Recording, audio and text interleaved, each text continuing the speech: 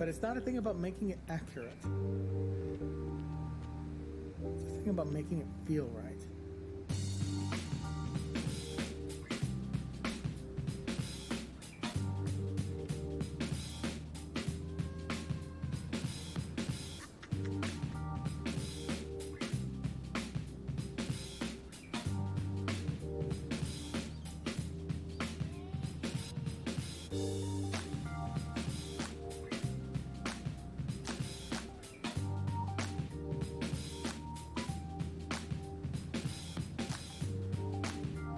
Well, if it turns out to be a delicious fruit, dinner's on me.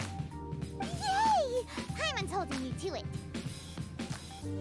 Well, let's just say I, occasionally have to look after a child. Another lengthy explanation, I'm afraid. I suppose it's one of the few non-alchemy related disciplines I'm any good at. The subject of my first research was the elements. In this world, how you're able to freely manipulate elemental power is something I'd like to ascertain. I've got a few questions in that regard. Firstly, do you have any extra organs? A second heart?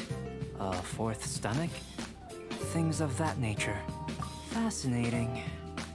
And this floating child is connected to your body in some way? What a stupid question! Can't you see the gap between us?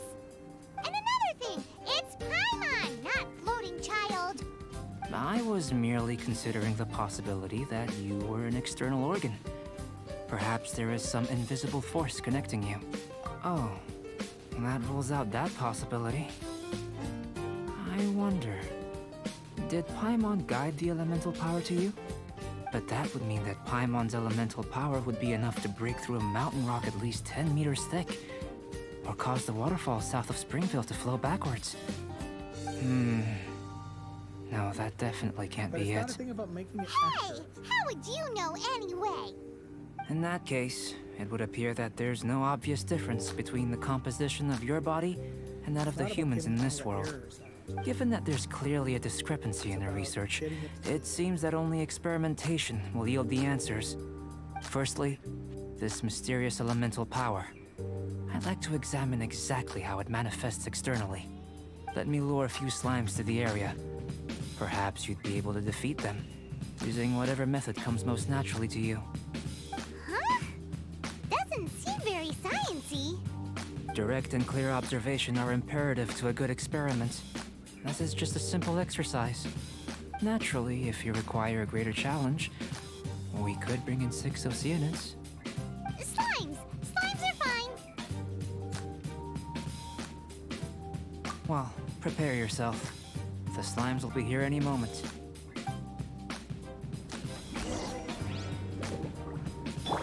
Teamwork is dreamwork! Huh?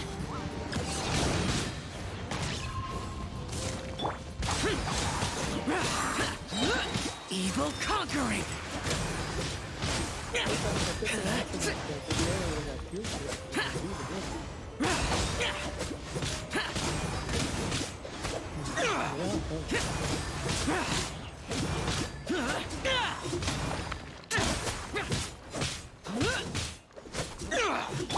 You're toast!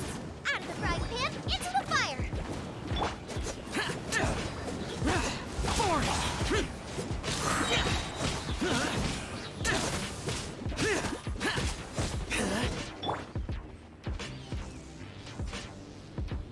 Great work. Did you feel anything out of the ordinary? If you're injured, I have a few emergency potions ready. Excellent. According to my observations, the manifestation of the external elemental flow is as expected. Elemental reactions are normal. There's nothing out of the ordinary. Now that we know that the external flow is manifesting normally, let's test the internal flow. Internal flow? How do you test that? It's very simple. I can use alchemy to create a potion that will extract elemental power. If the elemental power is stored or accumulated physically within your body, this potion may elicit an elemental reaction. Sounds kinda terrifying. Don't worry. In the normal course of events, you'd feel some temporary queasiness, no bodily injury. And in the abnormal course of events? If anything unexpected occurs, I've made the necessary preparations. Try not to worry. Well, it's not that there aren't any risks involved, but if there is anything blocking your elemental flow, we'll be able to locate it with this test. Just a warning. If an internal elemental reaction occurs for any other reason, that's a bad sign. Yes, that's an excellent way to think about it. Before we get started, the potion we'll use for the test is missing a catalyst. We'll need to find it. It's a type of ore known as star silver, but unfortunately not all of it is suitable. I'll take you to my campsite. We can gather some star silver ore on the way. I'll point out any likely contenders. All going to plan, we should be able to begin concocting the potion when we get to the campsite. Paimon's still got a few safety concerns, but it seems like there's a silver lining. Let's keep our eyes open.